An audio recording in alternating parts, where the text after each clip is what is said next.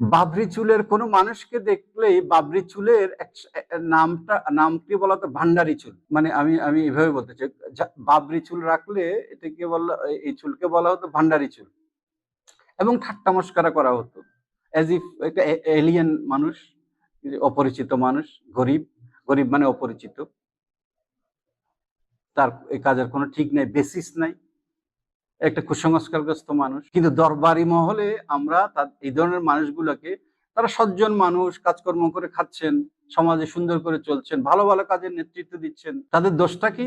দোষটা হচ্ছে তারা তরিকতে জিকির আজকার করেন। যখন জিকির আজকার করেন, তারা হেলে দুলে মাথা নেড়ে জিকির করেন, তখন তাদের সাথে চুলগুলাও দুলে। এটি এটি হচ্ছে একটা হাস্যরসের একটি উপাদান, আমরা অনেক জায়গায় দেখেছি। কিন্তু আনফরচুনেটলি আমরা বুঝতেই পারিনি যে